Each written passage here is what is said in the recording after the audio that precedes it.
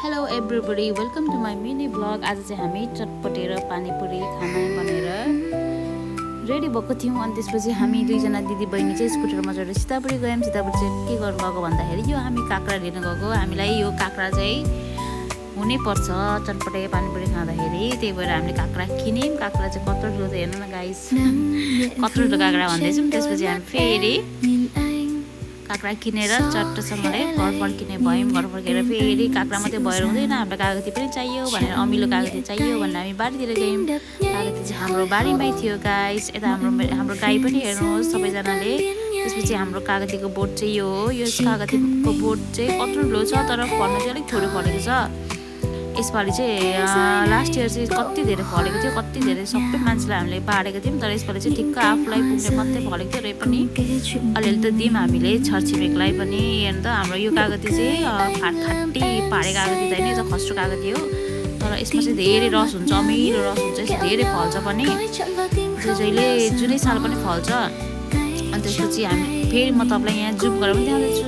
यसरी फल्छ यो हाम्रो कागती चाहिँ, तर यो चाहिँ सानो सानो रहेछ, पछाडिहरूको चाहिँ ठुलो ठुलो थियो। यसरी फल्छ गाइस, कस्तो राम्रो हुन्छ, धेरै रस हुन्छ। हेर्नुहोस् खस्रो खस्रो कागती, मिठो रसिलो तर धेरै रस हुन्छ यसमा। अनि हाम्रो घरमा चाहिँ यो के भन्छ कटरको बोट पनि थियो। त्यसपछि हामी घरमा आएर सुरुमा हामीले काटकुट गरिसकेर यहाँ पानीपुरीको रस बनाउँदैछौँ गाइस। रस चाहिँ भटाभट बनाउँदैछु म, दिदीले भिडियो खिच्दैछ। हामीले हेर्नु अब अमिलो रस निचोड्दैछौँ म। हेर्नुहोस् त हामीले अघि बारीमा टिपेको अमिलोको रस कति धेरै आएको छ गाइस, कस्तो टेस्टी हुनारो। अब वाउ, यो अमिलो निचोरेको हेर्दा नि मुखै पानी नै आउने भएछ होइन। यो एकदम रसिलो हुन्छ होइन। यो चाहिँ हामीले धेरै पानी बनाउँदैछौँ किनकि हामी धेरैजना छौँ नि त, केटाकेटीसँग ठुलो मान्छे धेरै, त्यति धेरै पनि होइन, र पनि धेरै चाहिन्छ भने हामी पानी चाहिँ धेरै नै बनाउँछौँ जहिलेसुकै। अनि हाम्रो लगभग पानी रेडी भयो। पानी रेडी भएपछि हामीले कराईमा तेल हालेर अब पानीपुरी यो हालेर यो फ्राई पनि गरेर खाने सोचेको छौँ। फ्राई गरेर यो फिङ्गर पनि। अनि त्यसपछि यो काटकुट गरेको चाहिँ सबै रेडी भएर यहाँ म देखाउँदैछु। यो काटकुट चाहिँ दिदीले गरेको हो। अनि त्यसपछि यहाँ म फ्राई गर्न आँटेको छु। अब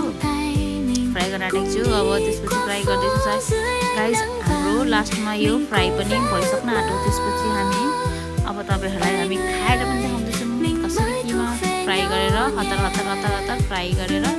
केटाकेटीहरू चाहिँ पछाडिबाट झ्याउ झ्याउ झ्याउ गरिरहेको थियो ओरिजिनल यो साउन्डमा चाहिँ, तर मैले सबै भोइस रेकर्डरलाई सबै म्युट गरेँ। ओरिजिनल साउन्ड चाहिँ यहाँ हाम्रो किमा पनि दिदीले मोल्न आँटेको छ। अघि हामीले रेडी गरेको किमा चट्टसँगले प्याजहरू सबै लसुन, प्याज, चना, मटर, काँक्रा, आलु अनि खोर्सानी, यति नै हो हाम्रो किमामा चाहिँ लाउने कुरा। अनि हामीले यो पानीपुरी मसला पनि थोरै हाल्यौँ, अजिना सबै कुरा हालेर यहाँ हामी मोल्दैछौँ। खोर्सानी चाहिँ अलिक धेरै भयो कि भनेर हामीले खोर्सानी चाहिँ अलिक घटायौँ।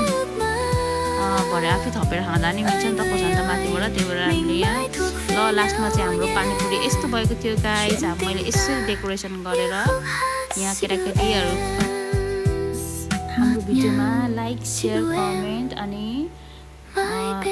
फलो गर्नु नबिर्सिनु होला।